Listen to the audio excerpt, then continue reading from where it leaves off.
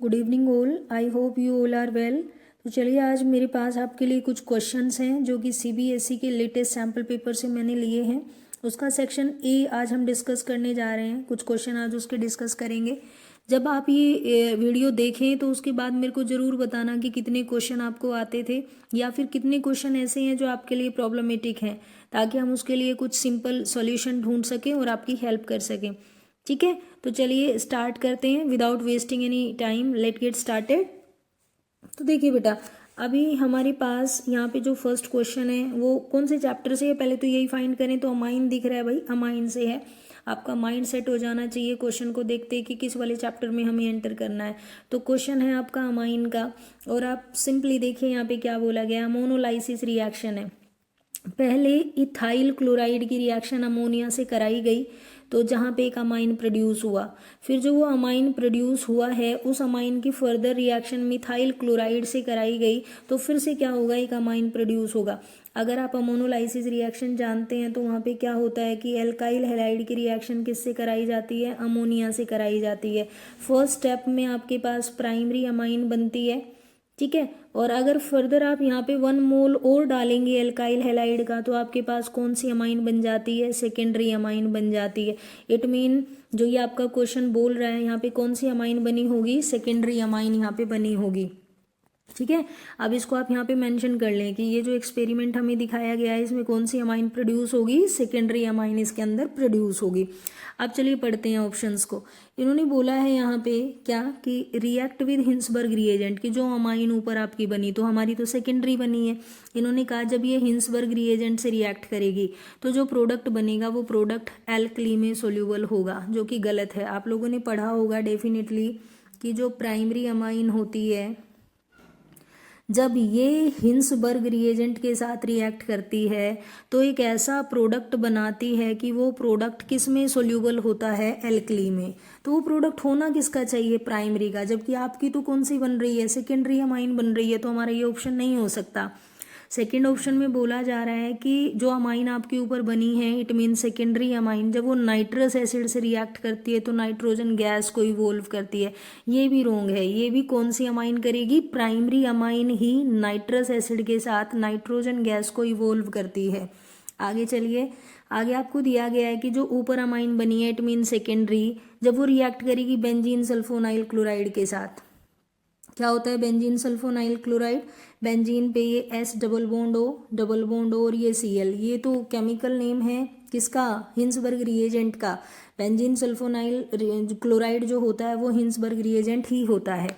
तो Hinsberg reagent की reaction कहता है जब आप इससे कराओगे जो आपकी अमाइन बनी है तो जो प्रोडक्ट बनेगा वो एल्कली में इनसोल्यूबल होगा। Correct, secondary amine Hinsberg reagent के साथ जो प्रोडक्ट बनाती है वो प्रोडक्ट आपका इनसोल्यूबल होता है किसके अंदर, एल्कली के अंदर। ठीक है, तो आपका जो आंसर होगा यहाँ पे वो सी ऑप्शन होगा। आगे चलिए नेक्स्ट क्वेश्चन पे। जो नेक्स्ट क्वेश्चन आप देख रहे हो ये क्वेश्चन किससे बिलोंग करता है, ये आपके हेलोएल्केन से बिलोंग करता है। ठीक है, चैप्टर हेलोएल्केन हेलोएरीन से ये बिलोंग करता है। तो यहाँ पे आपको दिया गया है कि इनमें से किस कंपाउंड का डाइपोल मोमेंट ज़्यादा होगा।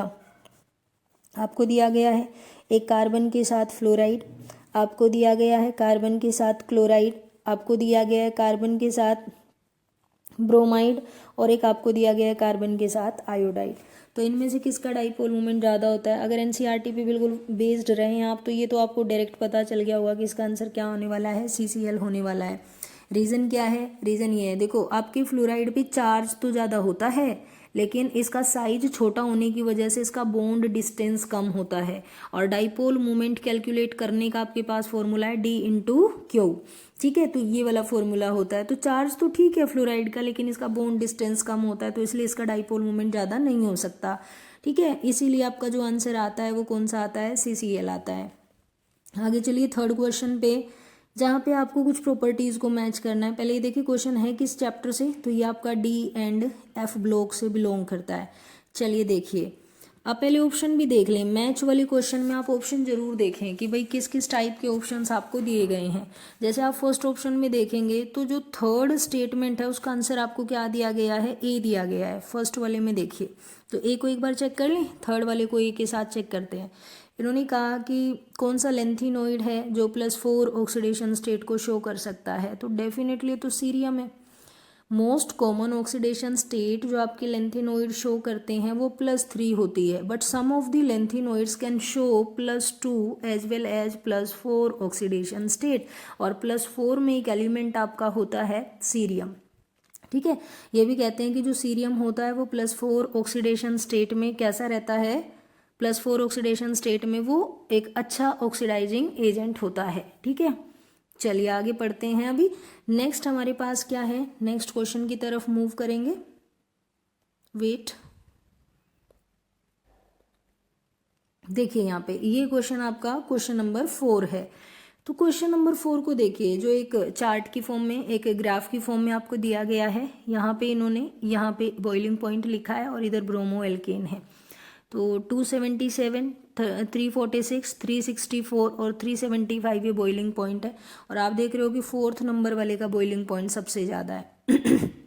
अब आपको इनमें देखना है, यहाँ 4th पे क्या दिया हुआ है, 1 ब्रोमोब्यूटेन, यहाँ 4th पे क्या दिया हुआ है, 2 ब्रोमोब्यूटेन, इधर 4 पे ब्रोमोमीथेन, और इधर 4 पे दिया है 2 मिथाइल प्रोपेन। आप सिर्फ 4th वाले पे ही फोकस करें। तो देखो, अगर मैं इन चारों को भी आपस में कंपेयर कर लूँ जो 4th नंबर पे दिए गए हैं, तो इनमें सबसे ज़्यादा बॉइलिंग पॉइंट 1 ब्रोमोब्यूटेन का है। रीज़न क्या है, जो बॉइलिंग पॉइंट होता है ये डायरेक्टली प्रोपोर्शनल होता है किसके, वंडरवॉल फोर्स के, और वंडरवॉल फोर्स डिपेंड करता है सरफेस एरिया पे। तो सरफेस एरिया की अगर मैं बात करूँ, मीथेन तो पहले ही कट गया, ठीक है, कार्बन ही कम है।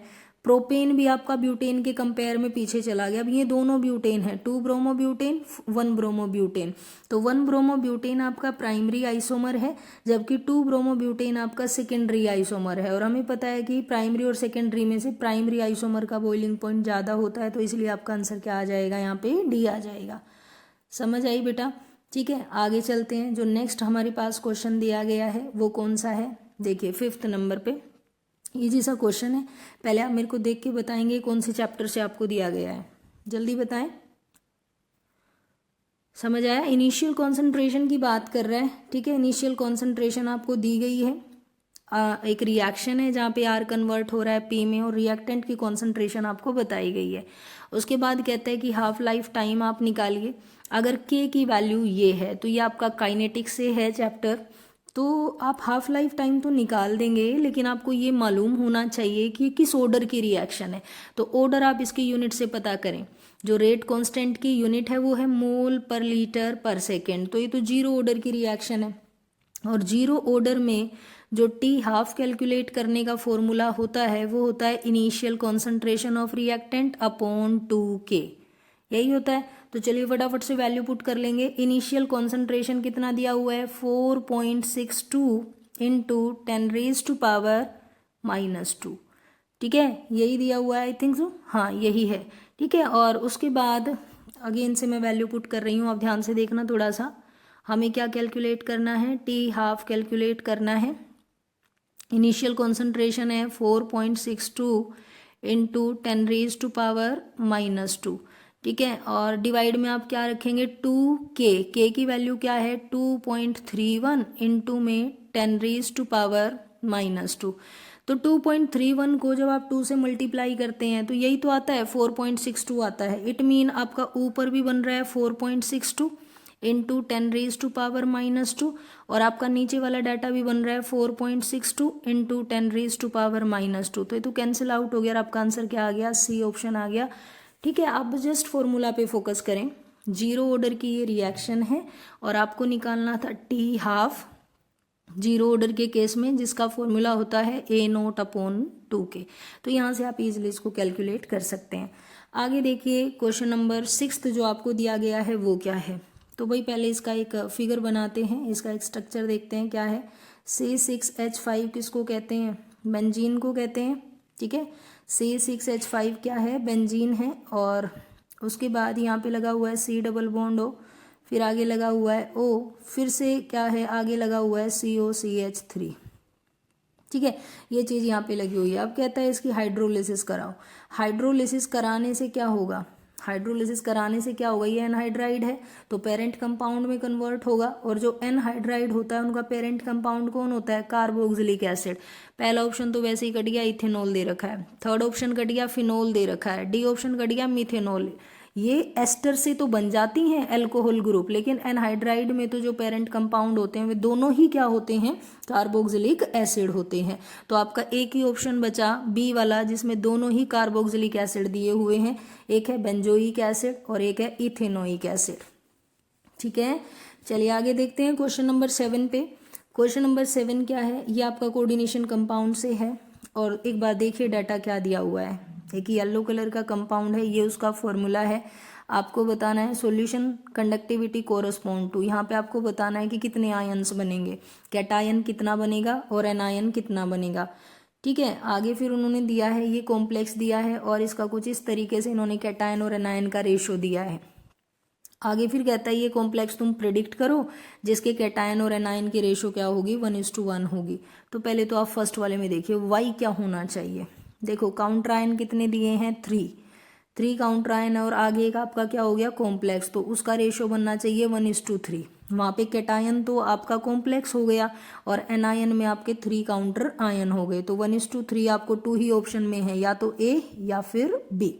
ओके, सी और डी तो यहाँ पे वैसे ही नहीं आएगा। अभी आप एक्स की तरफ मूव करें, ऐसा कॉम्प्लेक्स आपको बनाना है कैसा, जहाँ पे कैटायन और एनायन का रेशो 1:1 हो। तो आप ऐसा कॉम्प्लेक्स ढूंढो जहाँ पे काउंटर आयन एक ही लगा हुआ हो बाहर, और वो आपका कौन सा ऑप्शन है, ऑप्शन बी है। ठीक है, ऑप्शन बी में आपको थोड़ा सा डिटेल तो बेटा देखना पड़ेगा। देखो अभी इतना सिंपल पेपर तो आता नहीं है कि भाई आपको बस सीधा ही डिफाइन करा लिया कुछ भी, या कुछ ऐसा नहीं आएगा। कॉम्पिटेंसी बेस्ड पेपर होते हैं, आपकी थिंकिंग बहुत मैटर करती है, चीज़ें समझ आनी चाहिए। तो बड़ा डीप में आप एनसीईआरटी को पढ़ो, आपके पास 10 ही यूनिट्स हैं। ठीक है, और 10 चैप्टर्स के साथ आपको थोड़ा सा मेहनत तो करना पड़ेगा, हार्डवर्क करोगे तो आप डेफिनेटली रिजल्ट को निकाल पाओगे।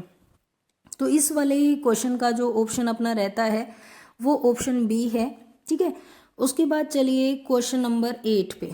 ये इजी क्वेश्चन है, बायोमोलिक्यूल से बिलोंग करता है। बीटा डी ग्लूकोज किसकी मोनोसेक्राइड यूनिट है, तो डायरेक्ट क्वेश्चन है, सेलुलोज। ठीक है, इसका जो आंसर होगा वो बी होगा, सेलुलोज के अंदर बीटा डी ग्लूकोज पाए जाते हैं। आगे देखिए क्वेश्चन नंबर 9, अगेन कहाँ से है, ये आपका डी ब्लॉक एलिमेंट से ही है, और इन्होंने पूछी है आपसे क्या पैरामैग्नेटिक प्रॉपर्टी किसकी ज़्यादा है। पैरामैग्नेटिक का मतलब है कि maximum number of unpaired electron, unpaired electron किन के पास ज़्यादा है। ठीक है, वहीं से आप क्या निकालेंगे, पैरामैग्नेटिक प्रॉपर्टी। तो ये भी डायरेक्ट है, अगर आपने पढ़ा होगा तो आपको पता होगा कि मैंगनीज 2 पॉजिटिव के पास डी में 5 इलेक्ट्रॉन होते हैं, 5 अनपेयर्ड हैं तो सबसे ज़्यादा तो किसका मैग्नेटिक मूवमेंट या पैरामैग्नेटिक कैरेक्टर रहने वाला है, मैंगनीज वाले का। तो या तो ऑप्शन ए या फिर डी। अब आगे चेक करें, एक आपको दिया है क्रोमियम 3 पॉजिटिव, और दूसरा आपको क्या दिया है जो डी ऑप्शन में दे रखा है वो है आयरन 2 पॉजिटिव। इन दोनों को और कंपेयर कर दें तो क्रोमियम 3 पॉजिटिव, क्रोमियम का एटॉमिक नंबर 24, 3 का उसने लॉस कर दिया, उसके पास अब इलेक्ट्रॉन है 21 के अकॉर्डिंग कॉन्फ़िगरेशन क्या हो जाएगी, 3d3, मतलब डी में कितने इलेक्ट्रॉन, 3 इलेक्ट्रॉन। लेकिन अब आयरन 2 पॉजिटिव देखो फटाफट से क्या होगा, एटॉमिक नंबर 26, 2 का लॉस कराया, कितना बचा 24, डी में इलेक्ट्रॉन डालो तो 3d6 बनेगा। 3d6 के अकॉर्डिंग क्या हो जाएगा भाई, अगर आप 1 2 3 4 5 और ये 6th इलेक्ट्रॉन डालें तो कितने आ गए, 4 अनपेयर्ड इलेक्ट्रॉन। ठीक है, इट मीन मैंगनीज के बाद, मैंगनीज में D5 बन रहा है, आयरन 2 में D6 बन रहा है, लेकिन 4 अनपेयर्ड इलेक्ट्रॉन आ रहे हैं। तो जो आपका ऑप्शन होगा वो ये होगा, मैंगनीज की पैरामैग्नेटिक कैरेक्टर सबसे ज़्यादा है, उसके बाद किसका नंबर आएगा, आयरन का नंबर आएगा। तो आज हमने ये 9 क्वेश्चन डिस्कस किए हैं। अगर आपकी तैयारी बहुत अच्छी, आपने अच्छे से प्रिपेयर किया होगा तो डेफिनेटली आप कर पाए होंगे। मुझे ज़रूर बताना आपको कहाँ पे प्रॉब्लम फील हो रही है यहाँ पे, ताकि मैं कुछ आपके लिए कर सकूँ, कुछ कंटेंट रेडी कर सकूँ। ठीक है बेटा, so thank you so much. Video को लाइक करें, शेयर करें एंड सब्सक्राइब करें। कल मिलते हैं फिर।